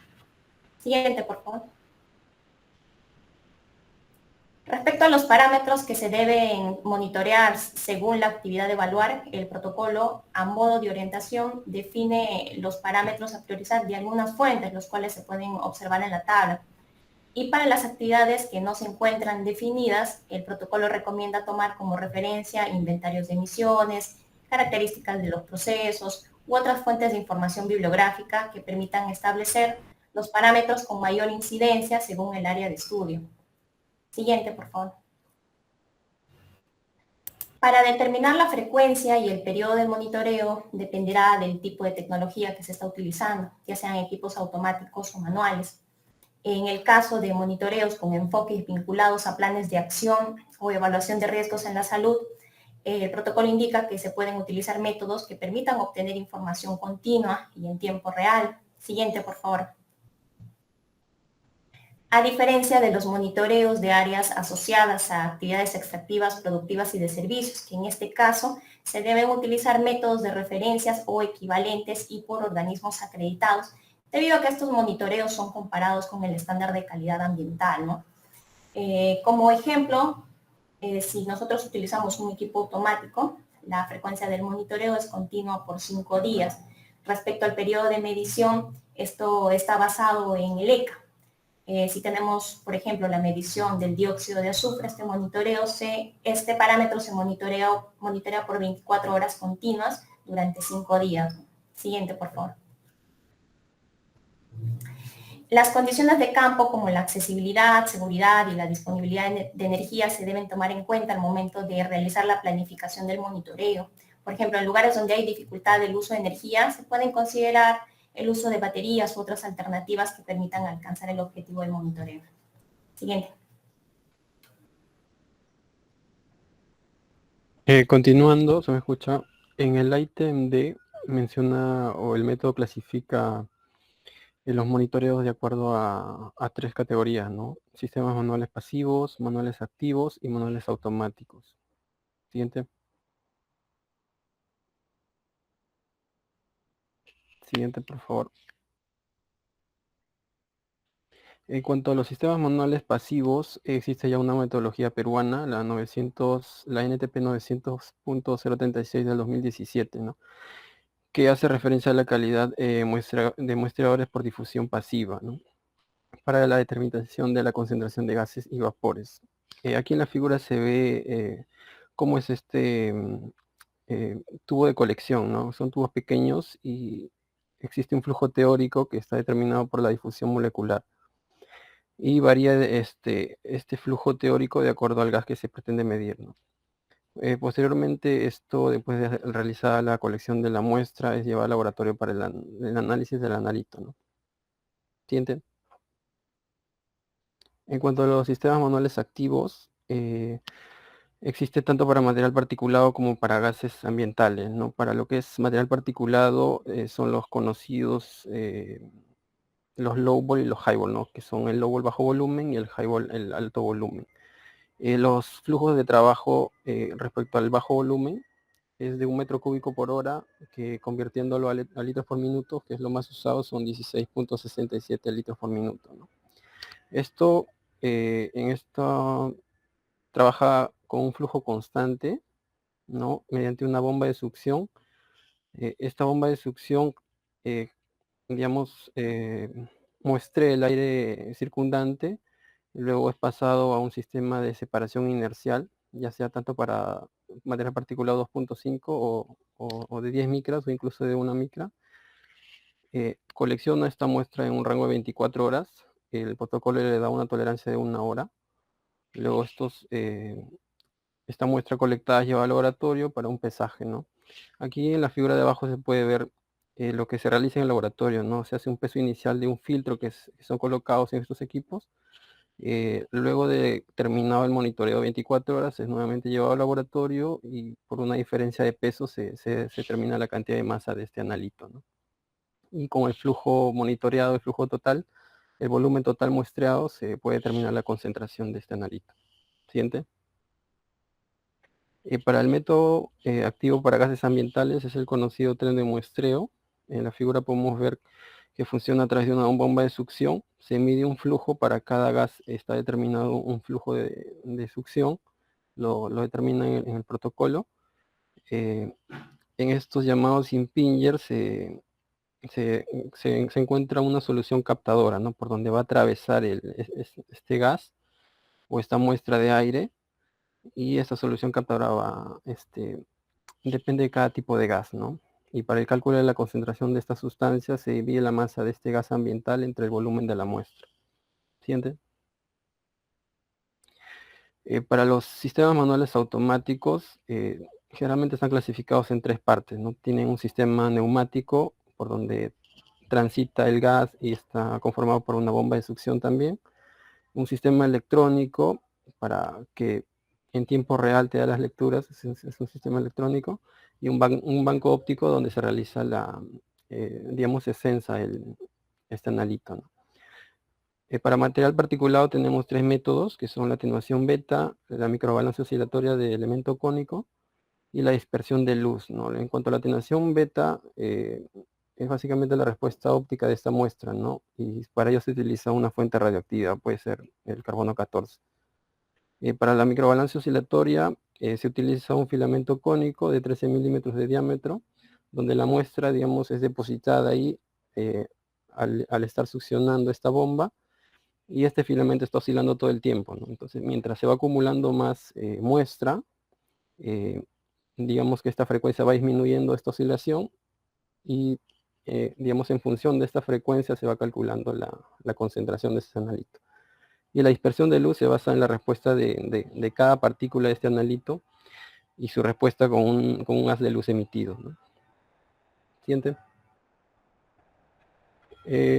Para los sistemas de métodos automáticos para gases ambientales es básicamente lo mismo, son equipos automáticos donde se succiona el aire, ingresa a una cámara de medición, principalmente son metodologías ópticas. En el ECA se menciona este tipo de métodos de referencia, ¿no? Como son para el dióxido de azufre, la fluorescencia ultravioleta, para el N2, los óxidos de nitrógeno, la quimioluminiscencia, para el mercurio gaseoso, vapor de mercurio, la espectrometría de absorción atómica, que es de vapor frío, ¿no? Que es la que más se usa. Para el monóxido de carbono, el infrarrojo no dispersivo, el ozono, la fotometría. Para el sulfuro de hidrógeno, la fluorescencia ultravioleta, y para el benceno, la cromatografía de gas, ¿no? También hace mención en el ítem D4 a sistemas híbridos, ¿no? Que son la combinación de tanto métodos pasivos, activos o automáticos. Siguiente. Bien, continuando respecto a los métodos, en este caso es respecto a su grado de exactitud. Y de acuerdo al protocolo nos indica que hay 2 tipos de métodos. Uno es el método de referencia y el método equivalente. El método de referencia consiste en la recolección de datos de diferentes sitios, pero en este caso con bastante exactitud. Y en el caso del método equivalente, pues también se hace la recolección de datos similares a los de método de referencia. Sin embargo, en este caso se utilizan nuevas tecnologías con el fin de promover y se puedan aplicar. En el protocolo nos menciona cada tipo de método para cada parámetro. Y en el caso del parámetro de material particulado de menor a 10 micras, tenemos para el método de referencia la gravimetría, que consiste en la separación inercial o por filtración de material particulado. Como método equivalente tenemos la atenuación de rayos beta, la dispersión de luz o la microbalanza oscilatoria de elemento cónico. Para el caso de material particulado 2.5, como método de referencia también está la gravimetría, y método equivalente es igual al material particulado 10, que es la atenuación de rayos beta, la dispersión de luz y la microbalanza oscilatoria de elemento cónico. En el caso del dióxido de azufre, como método de referencia tenemos la fluorescencia ultravioleta, y el método equivalente tiene dos métodos, que es la pararosinilina, que consiste en la absorción de gas a través de una solución que es la TEA, que tiene como nombre la tetracloromercurato de potasio, que luego de un proceso esto se analiza en laboratorio. Y el otro método es la difusión pasiva. Para el parámetro de monóxido de carbono, como método de referencia, está la metodología de infrarrojo no dispersivo con filtro de correlación de gas, y como método equivalente, pues en el protocolo no se menciona. Cabe mencionar también que cada metodología, cada método que tiene para cada parámetro, está de acuerdo a una normativa técnica peruana. Siguiente. Para el caso del parámetro de dióxido de nitrógeno, como método de referencia está la quimioluminiscencia, y como método equivalente tenemos las metodologías de cavidad por atenuación de desplazamiento de fase, que es la CAPS. También está la difusión pasiva, está el arsenito de sodio y el Gris-Selman. En el caso de Gris-Selman también se utiliza un reactivo, que es la TEA, que es la tietralomanina, y que también se analiza a través del laboratorio. Para el parámetro de ozono, como método de referencia tenemos la fotometría de absorción ultravioleta, y como método equivalente está la quimioluminiscencia y la difusión pasiva. Finalmente, para los parámetros de sulfuro de hidrógeno, como método de referencia está la fluorescencia ultravioleta, y finalmente para el parámetro de plomo y otros metales que se encuentran también en el material particulado menores a 10 micras, como método de referencia está la espectrometría de absorción atómica, y esto de método equivalente está la inducción conductiva de plasma y fluorescencia de rayos X. También es necesario mencionar que al aplicar cada método y realizar la recolección de datos, es importante tener en cuenta las condiciones técnicas para poder disminuir los factores de error. Siguiente. Continuando con la exposición, presentaré los criterios para la selección de los métodos relacionados, ¿no?, a la toma a los métodos de medición. Para este criterio se tienen en cuenta dos aspectos importantes, en el cual el primero, que hace referencia a las concentraciones de los parámetros a medir en las zonas de estudio. ¿Esto de qué va a depender? De las características que están presentes en las fuentes del área de monitoreo, ¿no? Por ejemplo, para las emisiones de vehículos, o por ejemplo en periodos o procesos industriales, ya sean continuos o discontinuos, ¿no?, en determinadas horas, o si hay un mayor flujo en el caso de tránsito vehicular, se debería optar por un criterio o un método automático, ¿no?, para poder determinar de acuerdo al estipulado o promedios o concentraciones en horas. Como segundo aspecto tenemos considerar tanto la calidad de aire a nivel de horarios y también en concentraciones de promedio expuestos, ¿no? Para el análisis de la aplicación de los procedimientos o selección de muestra o también alternativos, tenemos tanto continuos como referidas. Cuando se habla de fracciones de días o periodos más extensos, también tenemos fracciones ya sea en horas, en 8 horas o en periodos como un mes o de manera anual, ¿no? En estos criterios se tiene que también considerar el enfoque, ¿no?, del monitoreo, que va a depender mucho de los programas de monitoreo, de la información de acuerdo al criterio que se va a considerar, tener en cuenta el presupuesto, la disponibilidad, la seguridad o accesibilidad entre los métodos que se seleccionan, ya sea por referencia o equivalentes. Siguiente, por favor. Dentro de los criterios para la instalación de los equipos, como muestra la imagen, según vamos a tener varios criterios, ¿no? Por ejemplo, en la altura de la entrada de la muestra, que se va a identificar una altura máxima, una altura mínima a partir del nivel del suelo y la fuente, ¿no? En este caso, la muestra que va a ser tomada como máximo a 15 metros y como mínimo a 1.5. Siguiente, por favor. En la siguiente tenemos los criterios para la instalación, pero en este caso considerando los obstáculos más altos de un equipo de monitoreo, ¿no? Acá vamos a tener distancia de separación entre el obstáculo y el equipo de mayor o igual a 2.5 por la altura, ¿no? Del obstáculo más alto.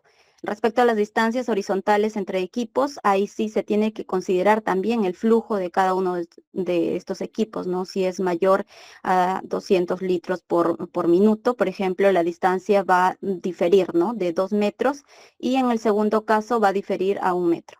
Siguiente, por favor. Respecto a las distancias horizontales, ya con las emisiones más cercanas a las fuentes, también se está considerando una distancia mayor a 20 metros o igual a 20 metros. Siguiente, por favor. Respecto a las restricciones del aire de flujo, considerando que todo obstáculo viene a ser cualquier pared física, ¿no?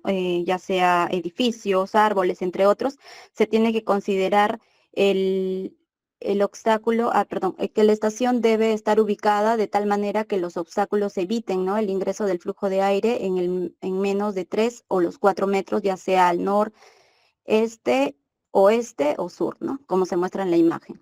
Siguiente, por favor.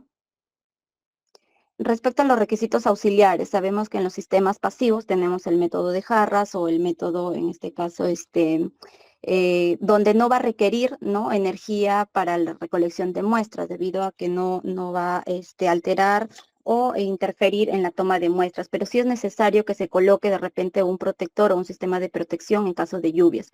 En los sistemas activos sí tenemos que tener la disponibilidad de energía eléctrica y esto se va a regular con el estabilizador de voltaje, ¿no?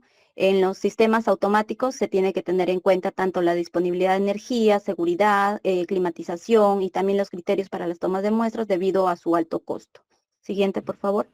2 minutos, Jessica, por favor, 2 minutos. Sí. Respecto al monitoreo meteorológico, bueno, es importante que paralelo se realice este monitoreo considerando los parámetros que se están mostrando, tanto velocidad, dirección del viento, presión, entre otros, así como se tiene que considerar el rango y la resolución. Siguiente, ahí en la siguiente imagen solo se está mostrando qué criterios se tiene que tener, tanto para las distancias entre obstáculos como altura sobre el suelo. Siguiente. Para la calibración, se dice que todo sistema de medición debe estar sujeto a calibración. Para los sistemas pasivos, la muestra obtenida es llevada para su análisis al laboratorio, por lo que es necesario que los instrumentos de análisis laboratorio como espectrofotómetro o cromatógrafo sean calibrados y verificados de conformidad con lo establecido por INACAL y los manuales del fabricante. Para los sistemas activos, respecto a los sistemas de medición de flujo, temperatura y presión, es necesario que estos sean calibrados aplicando criterios que se indican en la tabla número 11 del protocolo de monitoreo de aire, donde nos dan un procedimiento de calibración para cada variable.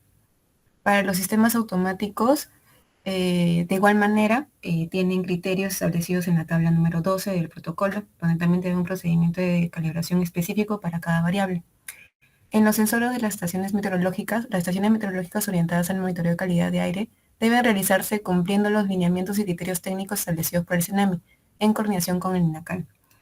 Y si no se cuenta con estándares nacionales, es posible la aplicación de los procedimientos de calibración establecidos por la Organización Meteorológica Mundial en su guía de instrumentos y métodos de observación. Para la operación y mantenimiento en los sistemas pasivos se debe considerar el manejo de los dispositivos de muestra antes y después de la toma de muestra, periodo de colección de muestra y la gestión y análisis de las muestras en laboratorio. En los sistemas activos, los instrumentos de análisis de laboratorio es importante que sean calibrados conforme a los lineamientos y criterios de INACAL. En los sistemas automáticos también es importante que para la calibración tengan en cuenta lo establecido en los procedimientos de calibración establecidos en este otro protocolo nacional de monitoreo de aire. Para los sensores de las estaciones meteorológicas orientadas al monitoreo de calidad de aire deben realizarse cumpliendo los lineamientos y criterios técnicos establecidos por el CENAMI. Para el procesamiento y reporte de la información tenemos como primer punto la data original, que es la recolección de la data original. Esta debe ser obtenida en campo y no debe ser editada ni alterada de ninguna forma. En la validación de datos de monitoreo se debe tomar en consideración el dato original, la cadena de custodia y los formatos de bitácoras de campo. Para el cálculo de concentraciones, los contaminantes de calidad de aire reportan unidades en microgramos por metro cúbico y existen diversos cálculos, digamos, para gases o material particulado. Para el reporte de informe de monitoreo se tiene el primer punto de la data original, que es lo que habíamos estado hablando de la recolección, y la concentración de las condiciones válidas deben ser reportadas en medio físico o digital, y todo reporte debe incluir gráficos y tablas. Gracias. Ok, damos las gracias al grupo 4. Si tienen alguna pregunta, alguna inquietud. Si no, bueno, ahí nos vamos a quedar por hoy día y continuamos la siguiente semana, ¿ya? Muchas gracias y que tengan bonito fin de semana. Chao. Igualmente, doctora. Gracias.